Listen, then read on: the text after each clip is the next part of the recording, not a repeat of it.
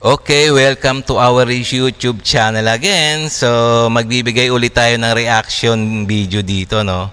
So, itong ating bibigyan natin ng reaction video ay itong mga kasalukuyan na gaganap sa ating loob at labas ng ating bansa. Ito ay konting kaalaman lang, kasi mahalaga to na malaman natin ang mga nangyayari sa atin, lalong-lalo na sa West Philippine Sea. So, okay? So, kung gusto nyo ng mga ganitong video reaction, please subscribe, like, and share. Okay? Bago tayo mag-umpisa mga guys, And also, paki-subscribe din kay SIA sa iyong araw. Sa kanya galing itong video na to na bibigyan natin reaction na may pamagat na ang China ay nagulat kasi ang Amerika ay meron silang mga isla na secret weapon na naka-posisyon, magandang posisyon na nakaharap sa China at Russia. So talagang nanginig ang mga inchik dito. So okay, bigyan natin reaction to umpisa na natin.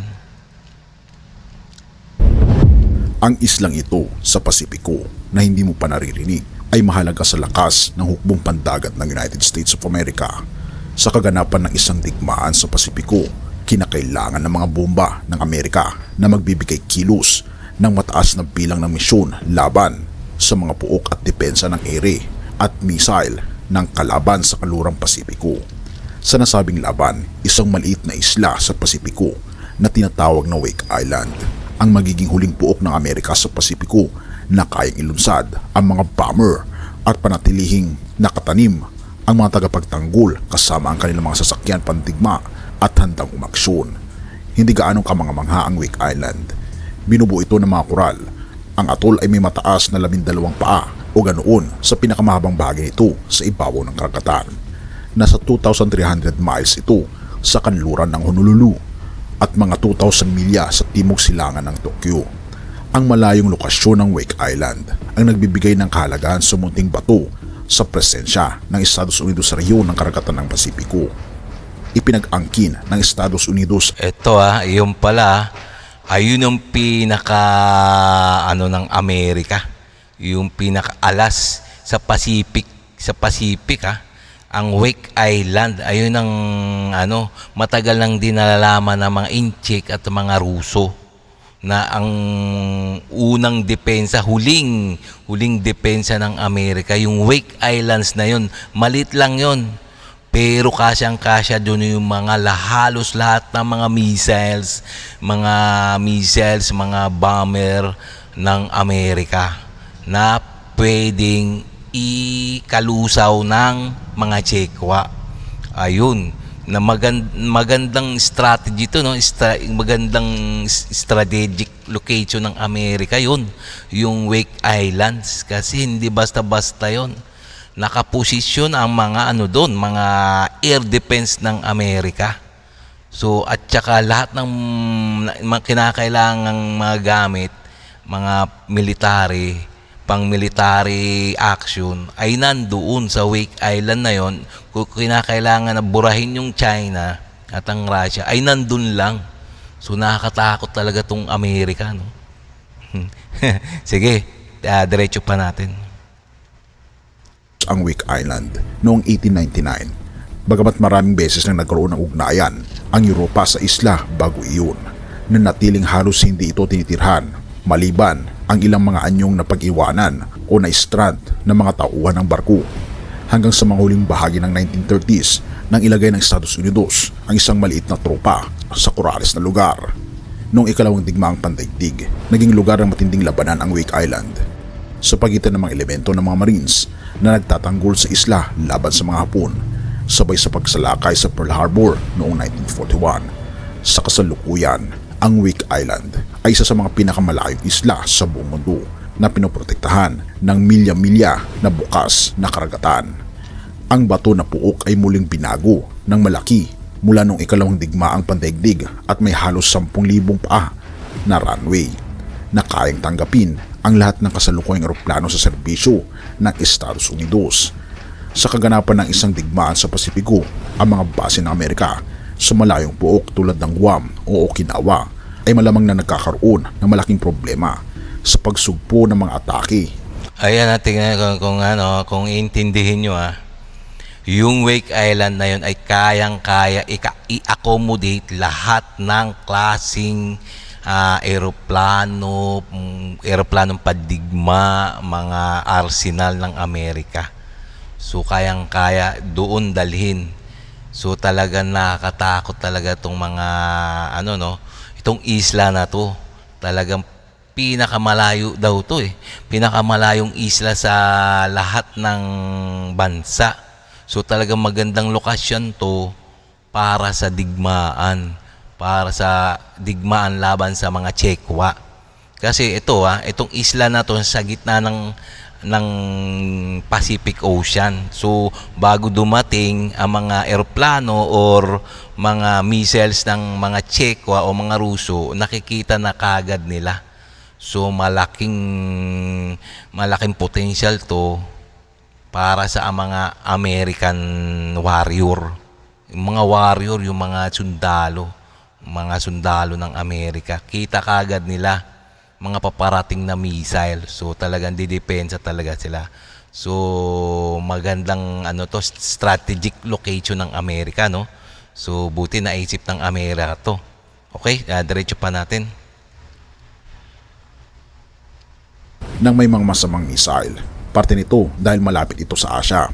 Partikular ang Okinawa ay mga 500 milya o ganoon mula sa baybayin ng China, kahit na parehong may sistema ng depensa laban sa missile.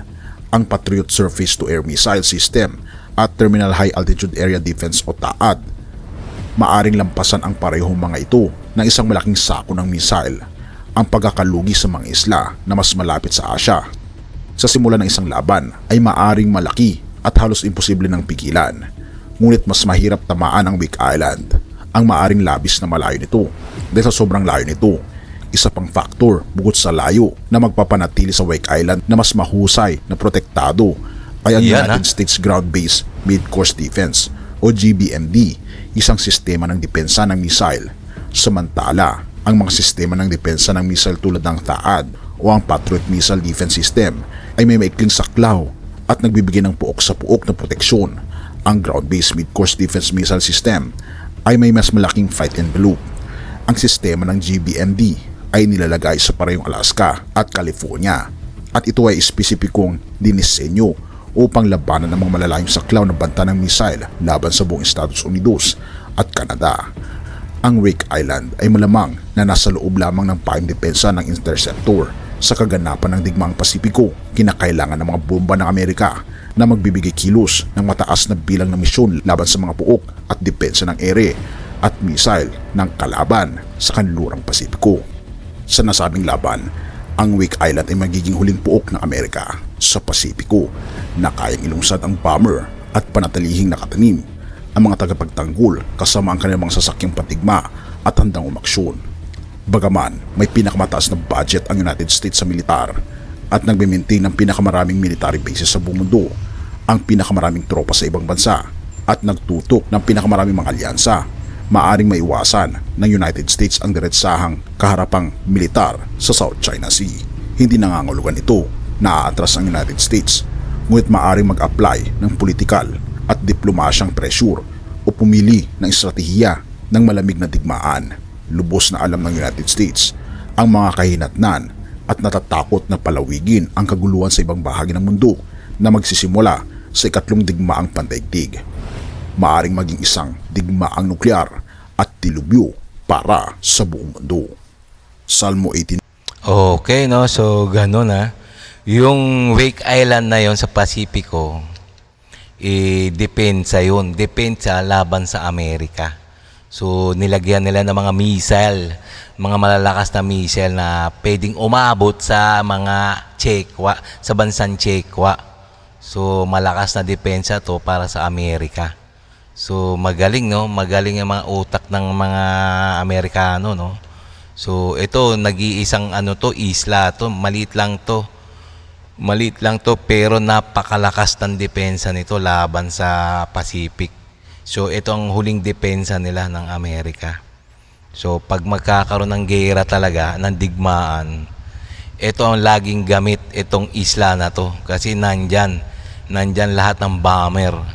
So nandyan bomber, mga nuclear bomb dyan na rin ilalagay para pantapat doon sa mga in-check, sa mga checkwa na yan. Yan, okay? So sana nga sana hindi magkaroon ng digmaan kasi nakakatakot to eh. World War III sigurado ubos. Once na nagpakawala ng nuclear ang isang bansa, magpapakawala na rin halos lahat na. So siyempre, hindi naman kaagad masasalo ng mga air defense yan sa dami. So mayroon makakalusot at makakalusot pa rin. So mayroon pa rin makakapunta sa lupa.